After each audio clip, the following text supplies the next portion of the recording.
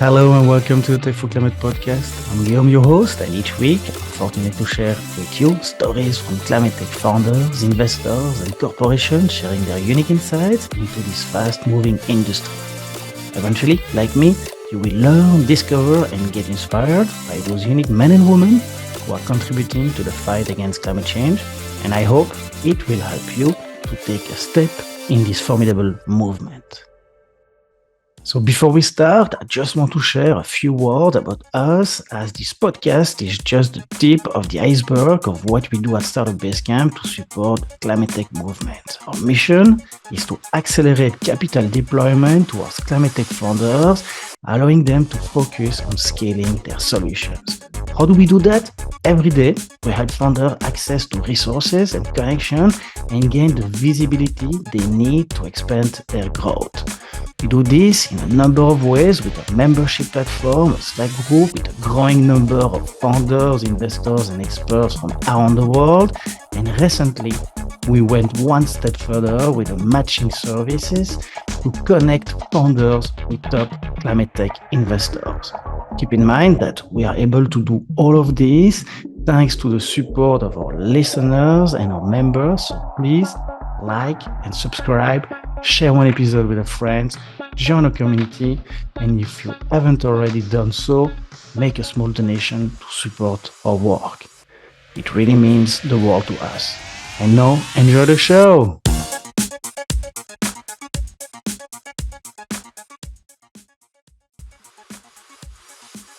Hi everyone, in this new episode of Founder Series, we're sitting down with Alba, co-founder and COO of Climatize. Climatize is a platform that allows you to invest in renewable energy projects for as little as $5.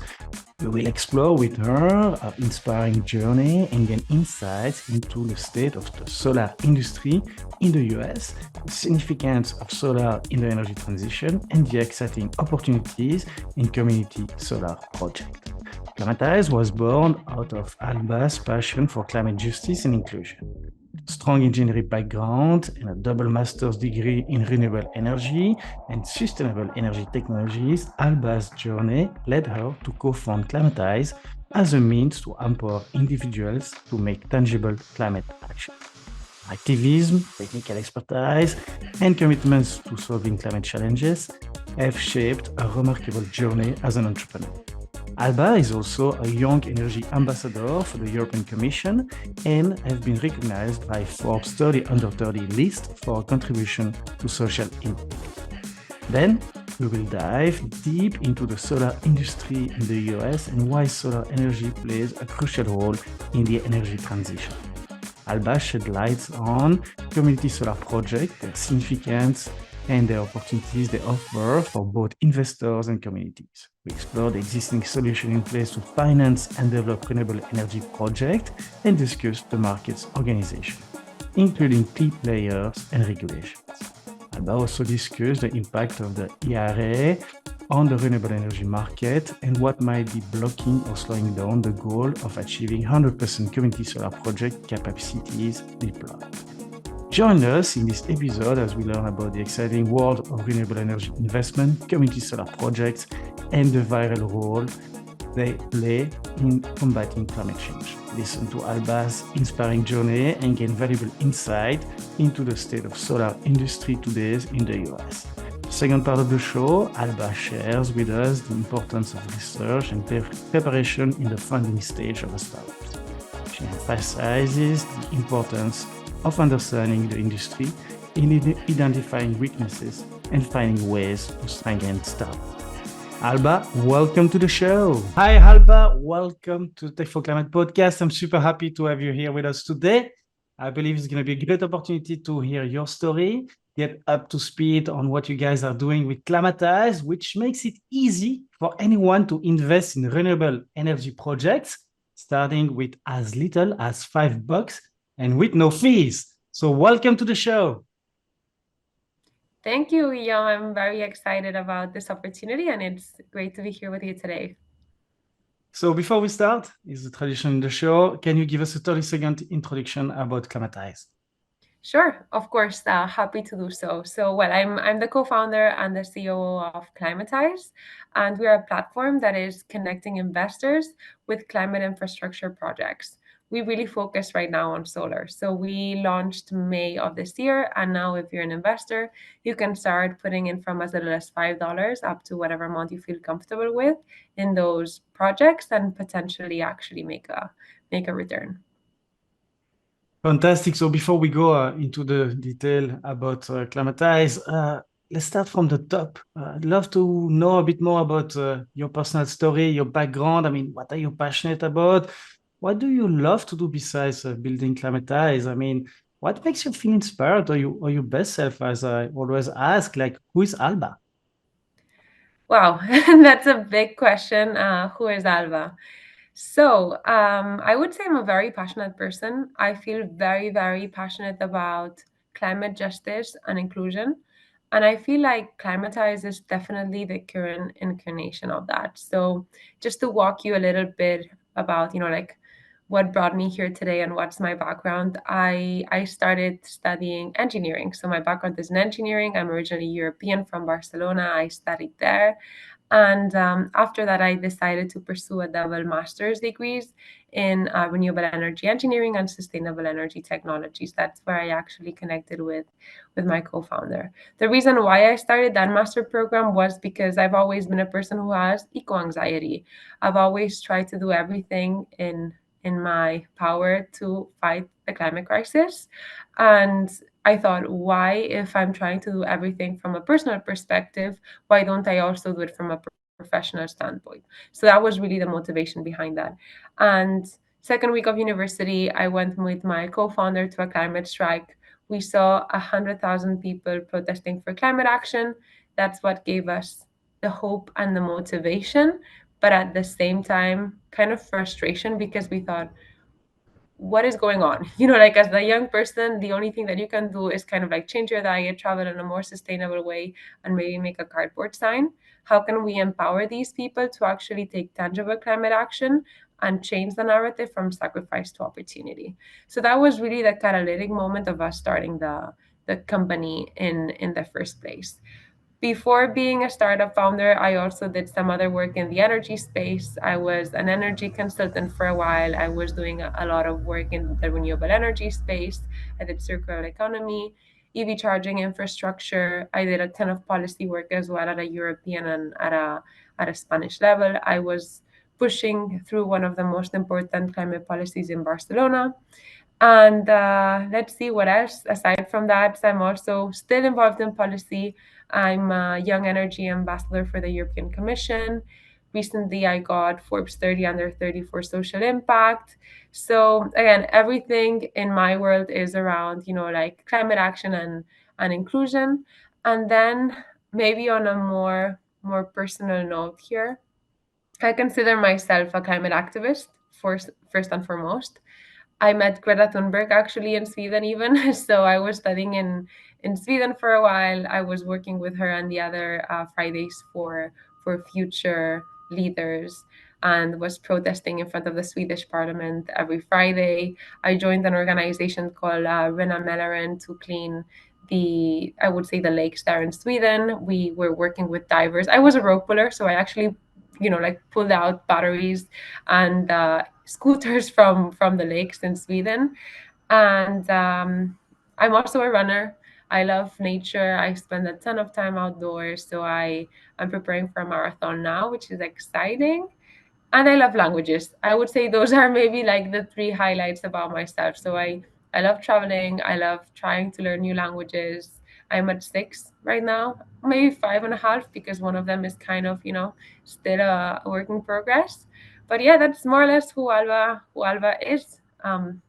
In trying to summarize it a little bit here. I mean, that's super exciting. Thank you so much for uncovering so much about you and your previous journey starting Climatize. Maybe if you can like take a little step back and looking at this whole journey, and you mentioned like your activism, side of your personality and being in the action as well.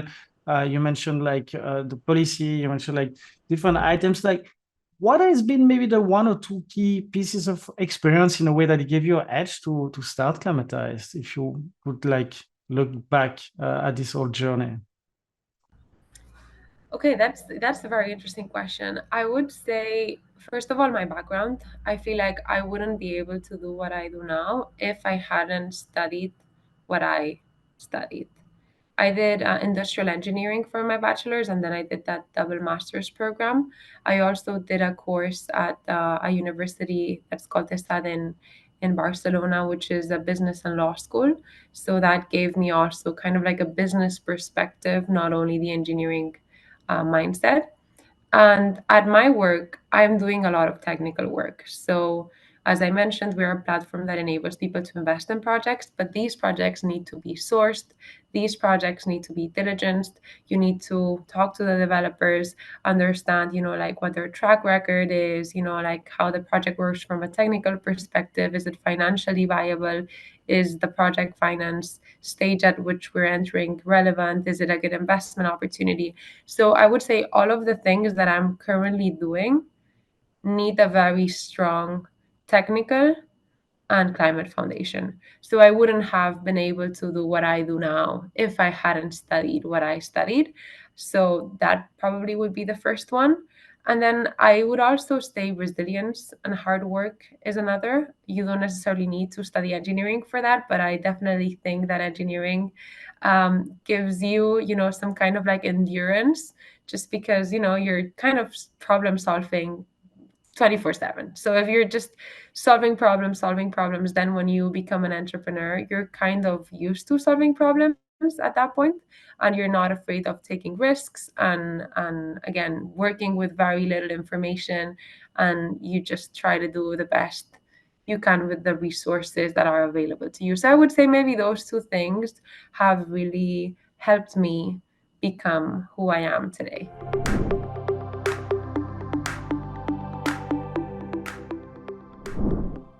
So before we start going into detail about Climatize, and thank you so much for already like painting your profile and your journey so far, super interesting and very impressive. Would like to zoom out and kind of understand the overall context that you are surfing on with Climatize on the solar space. So to put things back into perspective, maybe we can start with your understanding of the state of the solar industry today in the US and why solar is one of the key for the energy transition. I mean, maybe to start off, if you could, share with us some data points regarding the industry today, the projection, the potential, and where are we at in terms of deployment to fill that gap. Sure, of course. First of all, we focus on solar just because I believe that it is, again, pretty mature technology, very good investment opportunity. So that's why at the company we really focus on solar. But I do think that, like in order to reach our net zero targets by 2050, we do need to not only invest in these kinds of technologies, but we also need to invest in other early stage, not as mature tech that needs to exist as well. That being said, when it comes to solar, the potential is huge. And now I'm really talking about the US market because now, since the company that I'm building is in the States, that's where I have the most relevant expertise. I believe we're now roughly at 155 gigawatts of installed capacity in the States. That's, like I always like to look at this from like a climate perspective as well. That's 175 million metric tons annually of CO2 avoided thanks to this solar installations. And, like that's roughly 39 million vehicles off the road. Like when I think about that, it's insane to think about how much impact this is having, right? And solar continues to grow. Now we've also seen community solar enter into this equation. I'm particularly passionate about community solar because it's not only about the technology, it also involves the community surrounding that as well. And we've also seen that grow very, very rapidly here in the States. So our goal here is, like to deploy as fast as we can and accelerate the energy transition by investing in these kinds of technologies. So do you see any like ceiling where solar and spontaneous makes no sense to add more solar panels on the on land or on the roof? Or I mean, is there any like theoretical like maximum level of where solar can contribute to the energy transition? At some point we will for sure get to that point, but we're still, like we're still far away from reaching that case. I cannot really tell you like when is exactly going to happen.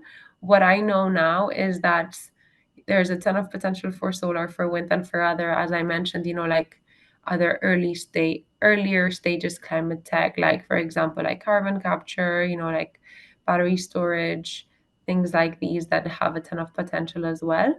But for now, I do think that it is very wise to continue to invest in solar, to continue to support the deployment of renewable energy and solar technologies, just because it has arrived to a point where, like the cost of solar has gone down substantially in the last years.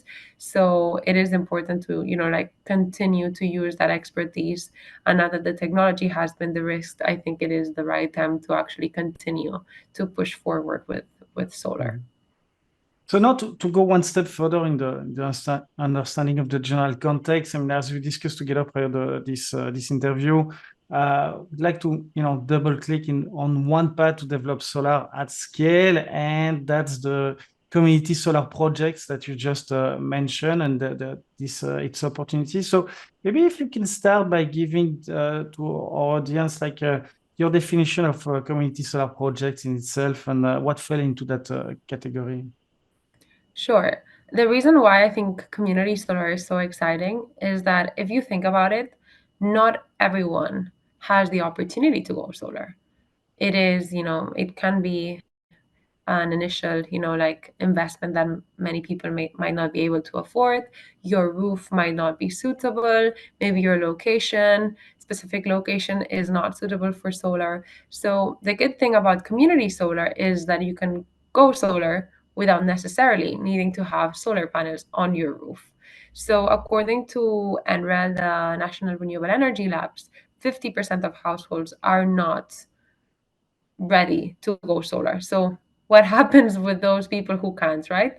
So community solar is basically a big solar installation where you can subscribe to. So by subscribing to that community solar project, you actually get credits, and those credits are reducing your electricity bill. So you're actually saving money by doing something that is good for the planet, which is going solar, right? So that's why I think it is a great opportunity for maybe like low income families or those who don't have the possibility to actually tap into the clean energy transition to save money while doing the right thing at the same time. So that's what community solar is. So how would you define that as I would say like in the practical way? Is it like a field, full field of solar panels and everybody is subscribing to finance that? Or is it like the roof of a church? Or is it like I don't know, like a place in the desert or even sometimes on water? Is it like that type of project on the physical world, that community solar project, or is it just the fact that everybody is aggregating together to finance such a project? And what is maybe the minimum, I would say, amount of installation or gigawatt or number of solar panels that needs to be installed to consider that as that type of project? Sure, of course, that's a great question. And first of all, they are not massive projects. I mean, it could be a huge project, but generally, I would say we speak about projects that are under 5 megawatts, just to put roughly a number. Most of them are around 1 to 2 megawatts. And they can be anywhere. Don't imagine I mean, it could be in the desert, right? But generally, they're pretty close to wherever the power is later delivered. And the way it works is by subscribing, you're not necessarily like funding the project directly. So what happens is you subscribe, the project developer is actually selling the electricity that is generated by the community solar project to the grid. And that's how you then get the credits that are applied to your monthly, let's say, utility bill. So when, like per month you're going to pay for your electricity, you would get the credits, which would mean that you have a reduction because you are subscribed to that community solar project. Okay, and when this type of project started, I mean, this form of like financing in a way solar started, like where are we at today, and what's the potential that you see there? Sure. I mean, right now, I believe we're roughly, this is pretty new, we're roughly at 6 gigawatts of installed capacity of community solar. And I was actually checking, like what kind of like the projections are. And I found a study by with McKinsey that says that community solar will grow 118% over the next 5 years, which is pretty impressive. So we're just getting started. I was actually part of a group that's called the National Community Solar Partnership that was what is organized by the Department of Energy here in the States. And they have very, very, I would say,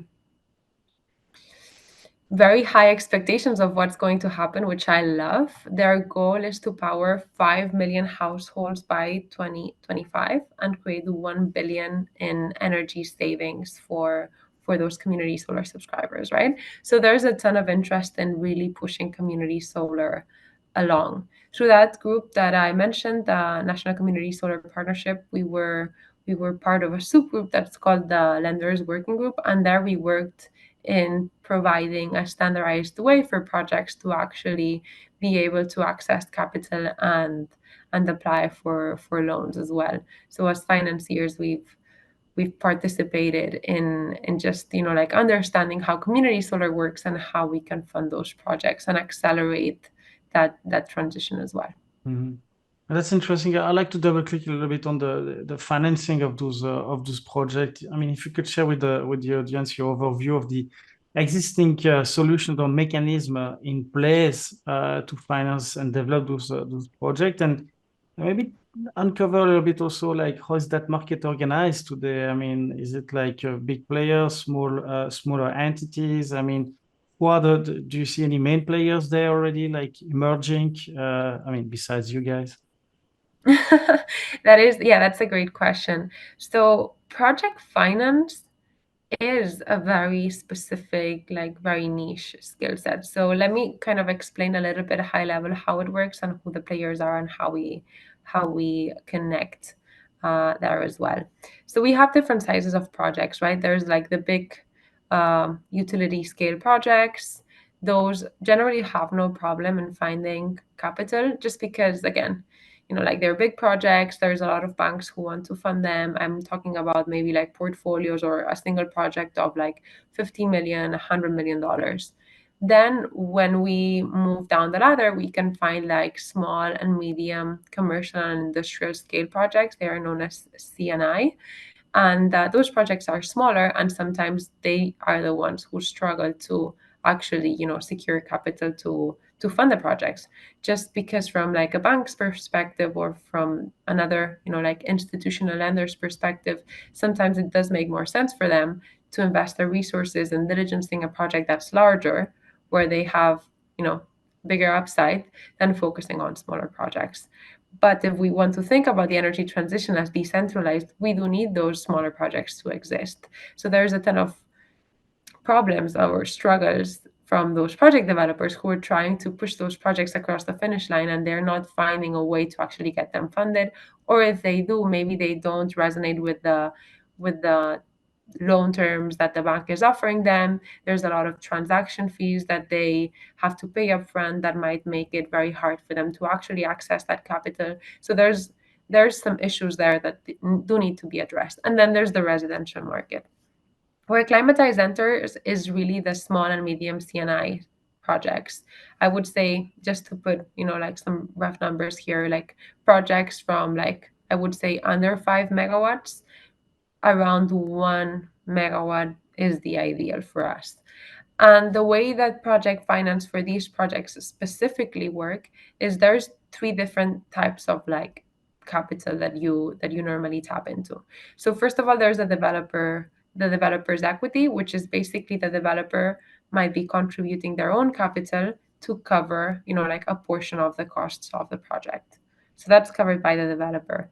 Then there's that financing. That's where, like, we may find grants, loans from, like, banks. Then there's like Climatize there as well, like crowdfunding opportunities. So there's different options there for developers. And as I mentioned, for those small and medium CNI projects, this is the challenging piece, because for them it is hard to secure the debt financing for these projects. And then the last one, which is very US specific, is the tax equity. So right now there's the option of, like, claiming um, tax, I would say, credits on those projects. So there's something known as the investment tax credit, and basically you can, like, deduct your taxes by funding these kinds of projects. The challenge of this is that you need to have a lot of tax liability. So some of these project developers or organizations that want to go solar, they actually don't have that many taxes. So it's to deduct the taxes and make that project viable, it's just very challenging for them. So that's why they usually partner with tax equity investors, other organizations that come in and can benefit from those tax credits and actually help fund the project. Right now, with the Inflation Reduction Act, there's been a ton of movement in that space. They're doing the transferability of those tax credits from the institutions to make it a little bit easier, but that's super new. There hasn't been many examples. There's actually not that I know.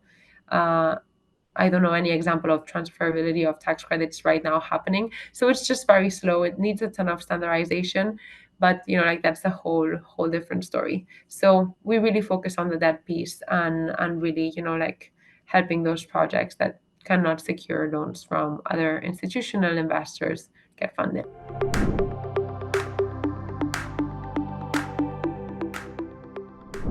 So to close this section, could you tell us a little bit more about this regulatory framework, this, in a way, tailwind or downwind?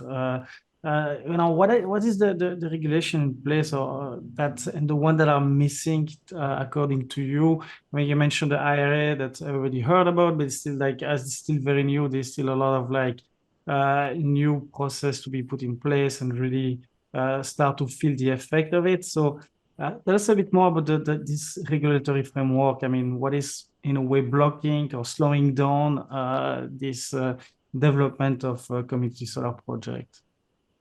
Sure, that's a great question. I mean, definitely there's the will to do something about it and to get these projects funded, at least in the States. I know in Europe there's a lot of movement as well. We've had actually three big, I would say, climate policy packages passed since roughly 2021. One of them is the Inflation Reduction Act that you mentioned, the IRA, and basically it is a package of $396 billion that are going to be deployed up until like 2032, more or less. So that's a lot of money that's going to go into, like, supporting climate infrastructure projects. There's also the bill, bipartisan infrastructure law, which is as well, like, investing a ton of capital into the space. I believe it's like 1.2 trillion dollars that are going into these kinds of, like, initiatives. So there's a lot of federal incentives to make the projects happen, to de-risk technologies and to support renewable energy. The challenge is that this is very new. So the IRA recently, like, I think it's roughly a little bit over a year that the IRA passed. And there's still a lack of guidance. So there's a lot of initiatives, like the transferability of tax credits, that a lot of developers want to tap into and to be able to use for their projects, but because there's such a lack of, like, guidance, it's just a little bit hard to be able to tap into those benefits. So I would say, like, definitely there's a ton of progress being made, but still there needs to be an effort to actually make this very actionable, because there's a lot of information out there, but a lack of, like, concise guidelines for developers to actually be able to, like, tap into that bucket of capital right now. So now let's go a bit deeper into Climatize itself. So you Mhm. already uncovered a bit that, but what is the story behind it? I mean, in which gap did you identify initially that led to the current version of Climatize? I mean, in a way, why did Climatize have to exist? If you could Sure. I mean, wrap that in a concise manner. yeah. Actually, we started, my co-founder and I started because we were passionate about empowering people to do something about climate change, but change the narrative from sacrifice to opportunity. So we really wanted to enable people to take climate action, and specifically easy climate action. And that's where we thought, okay, if we all invest in renewable energy projects and actually have the potential of making money because this is an investment, this is a great way for the individual to feel like they're doing something and contributing to something that's bigger than themselves. So it really came from empowering the community to take action. The funny thing is that then we connected this with the lack of capital, which this kind of like came later. We identified that these projects that I was mentioning before, the small and medium CNI projects, do experience a lack of capital. So they do need money. And that then we connected one on one together. And that's how, like we started the company. We initially started in Europe. We saw that the regulatory framework made more sense for us in the States. The market was also, like more appropriate for us. We moved to the States. We started the company there. We got our license with the SEC and FINRA. And now in May, we launched the app. And since then, we've raised $1.4 million for solar and community solar projects, which is extremely exciting. So on the product side, if you could maybe walk us through the process, like how does it work? I mean, you mentioned it's an app that you have on your phone. I mean, tell us a bit more about like the user flow and process. You mentioned solar is the main type of project that in community solar per se that users can invest in. Are you planning to open it up to other type of or other forms of investment opportunities there? Tell us a bit more about like this journey. What do I find here? Eventually, was that the return that I can expect as an investor as well? You tell me it cost me nothing, so that's fantastic. So who is paying in a way? So help us to visualize this process and understand your secret sauce. Yes, yes, happy to walk you through that. So let's say now, like I'm interested in climate finance, impact investing, and I decide to download Climatize. So I go to the App Store. Right now, we're only available on iOS and in the States, unfortunately, but we do plan on being available in other regions and for Android users and on desktop as well. So that's coming very soon. But well, I go to the App Store, download the app, and when I land on the app, I go through, I sign up, and then I can look at the projects. There's Right now, actually, we only have one project available because one has we had two. The other one yesterday was fully funded, so that was fast.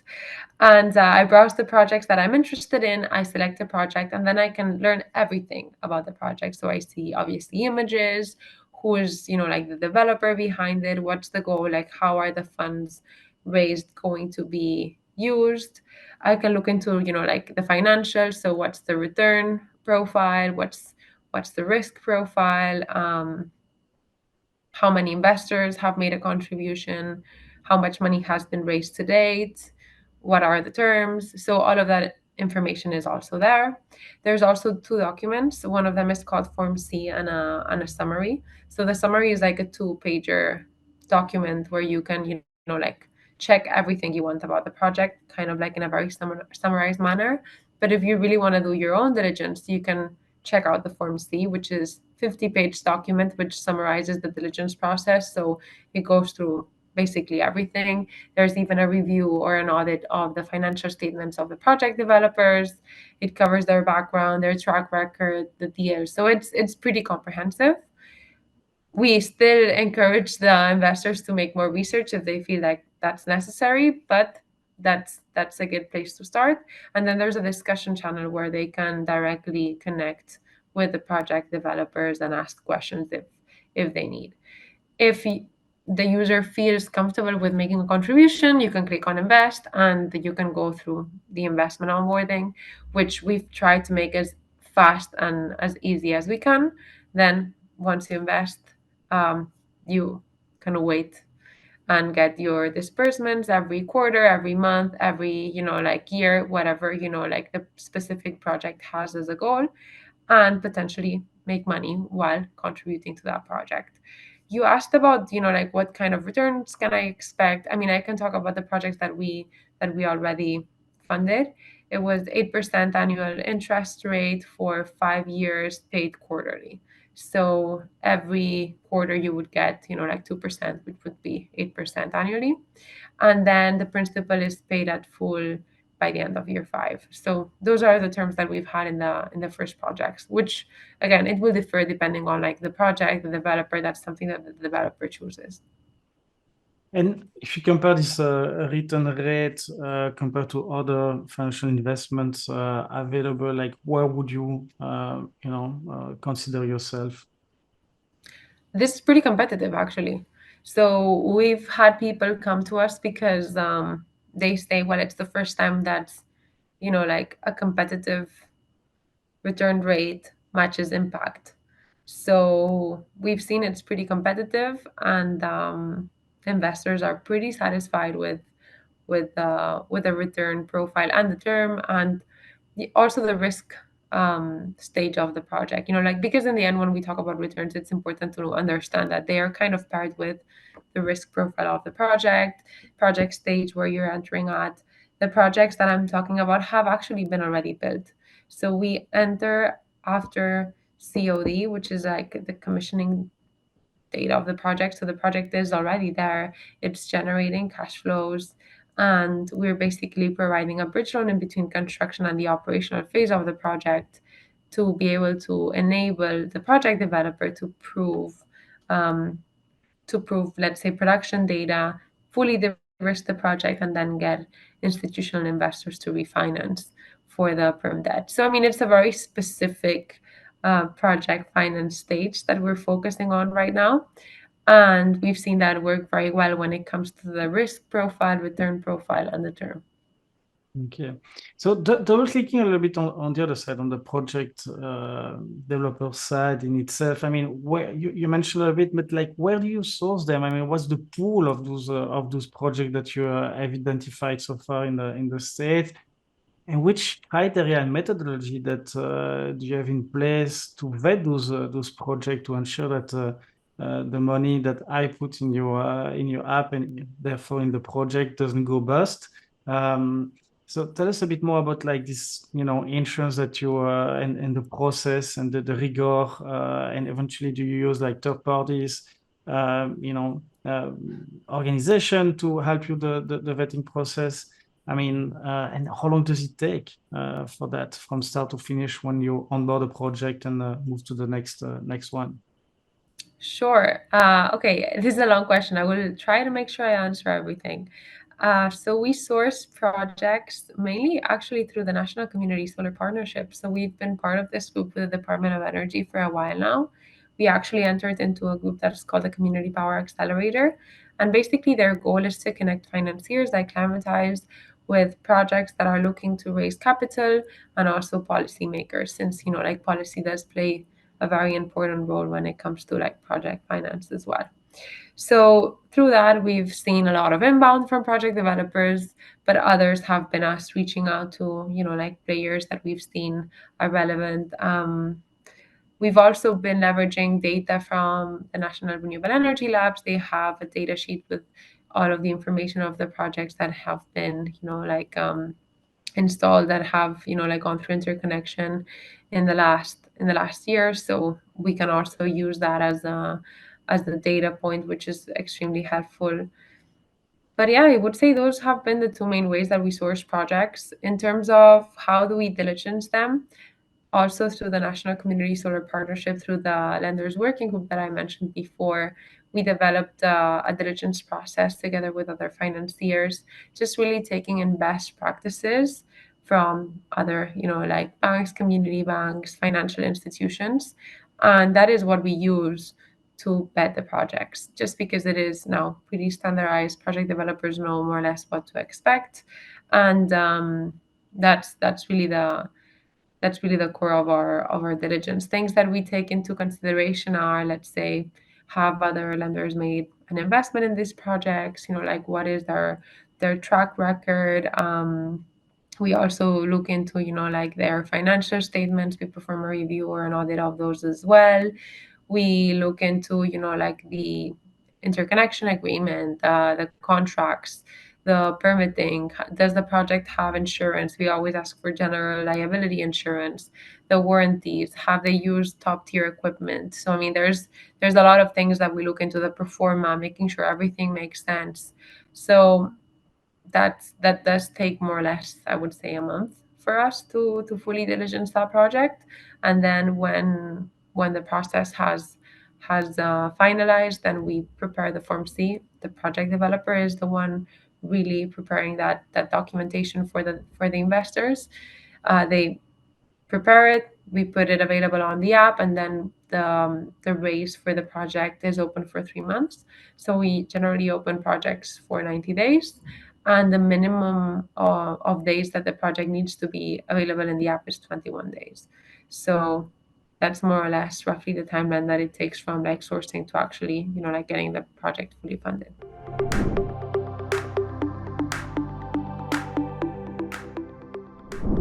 So, but there is a certain timeline and a lot of like work that you as a team put into place to vet and really like ensure that this project is viable. Plus, you're doing all the work to get all of those backers know about you and come into the platform to start investing. So, what is the business model if the investors or the user are not paying? Like, how does it work with the project developer?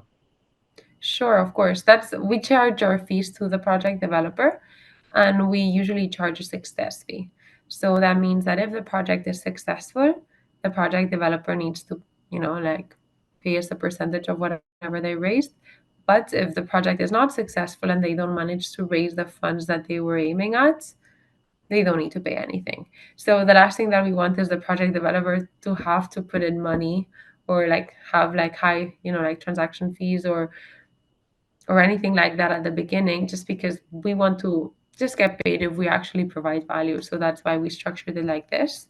And we also didn't want to charge anything for the investor, because we didn't want that to be, like, kind of affecting their return. So if you put in $100, you get an 8%, using the example of the previous projects, of those $100. So your money is, like, fully invested in the project. You're earning on the full principal. So we think that that's very important as well.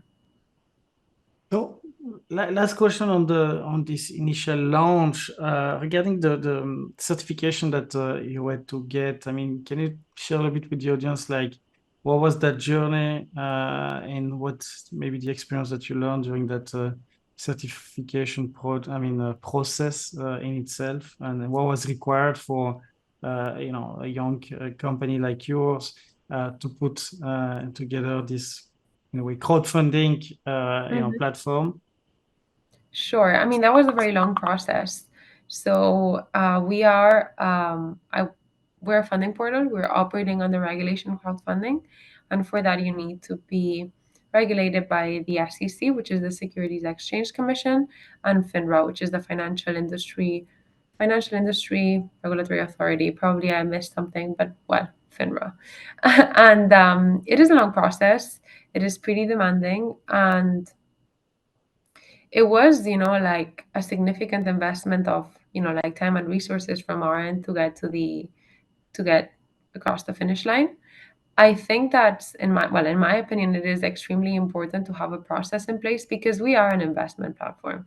We are, like, dealing with people's hard-earned money, and I have a lot of respect for every single dollar that a user has ever invested via Climatize. So I think that having a process in place that ensures that someone who is going to enter the industry and, like, be running a funding portal, something that has to do with, like people's money, investments. I think it's important, that there's a process, that it is regulated, to make sure that we're legit, and that there's no that the money is used for a specific purpose. So even though it was a very long process for us, and it was hard as a very small company to have to go through something like this, I believe it was necessary, and it also helped us to really, I would say, be conscious about what we can, what we cannot say, be always compliant, and to, again, just learn, like how to transition from a very small company to actually, like a funding portal that enables people to invest in projects. So can you tell us a bit more about your competition today? I mean, in the US or the rest of the world, why are you guys different or maybe better? I mean, how do you compare your solution to the rest of the market?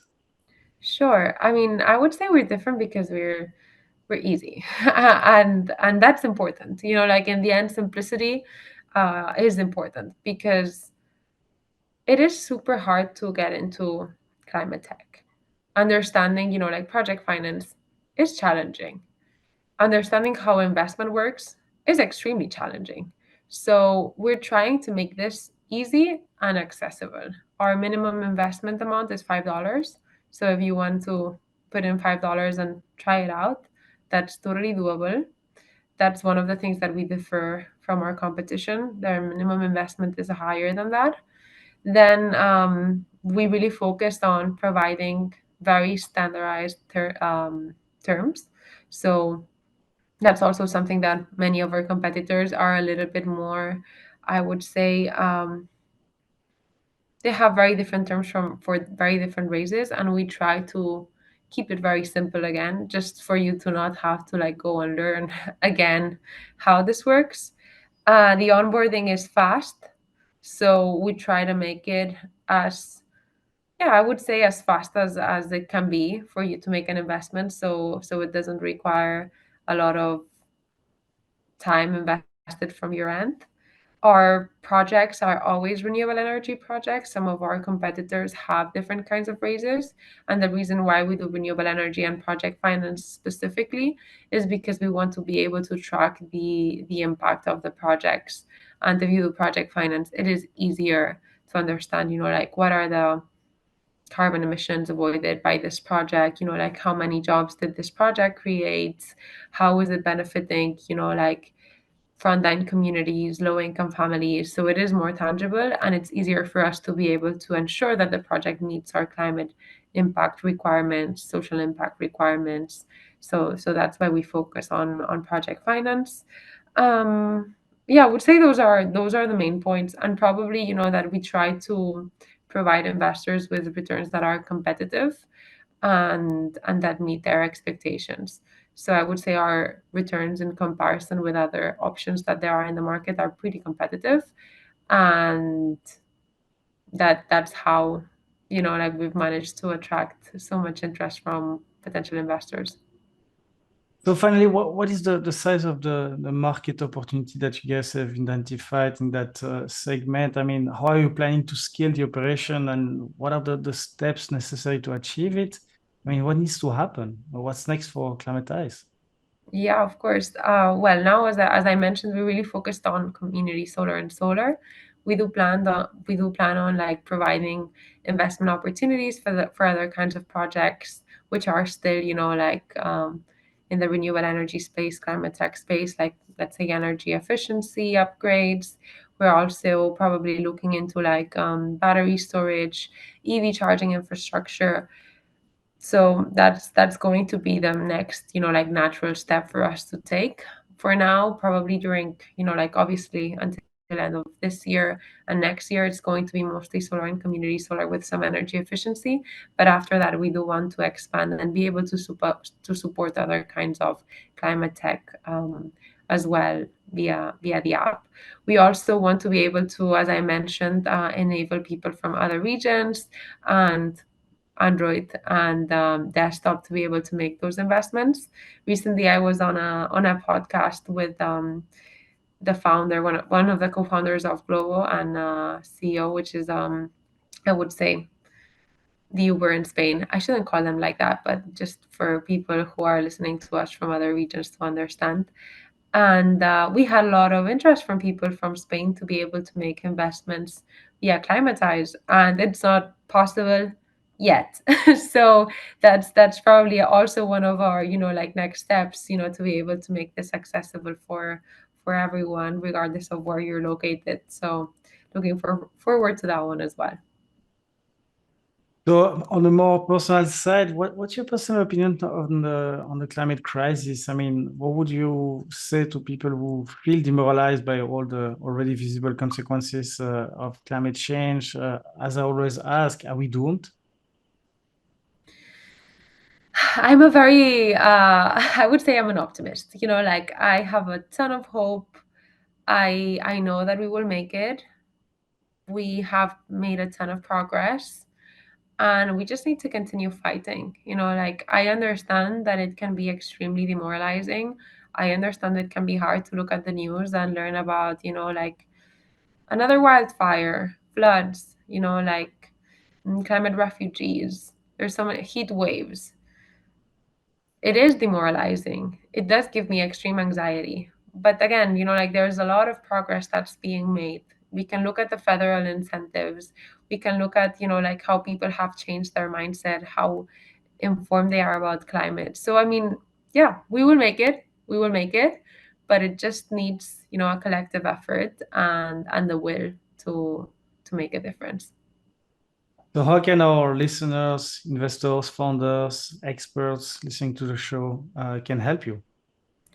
Yeah, I would say, first of all, they don't need to help me. They need to, like, join me in the movement, in the climate, fighting against the climate crisis. And that's helping themselves as well, right? Because in the end, the climate crisis is a global problem. We need a global solution, and we need everyone to actually, like, make it.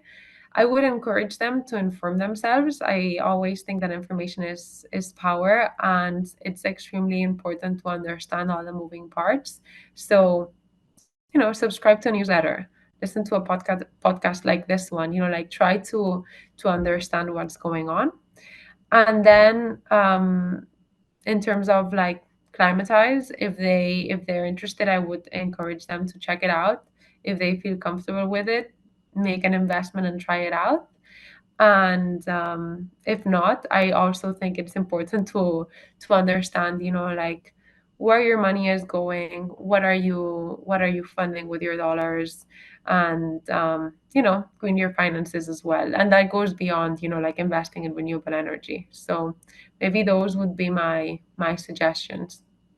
Any question that I should have asked you and I didn't for this first part of the show? Not really. Not that I can think of.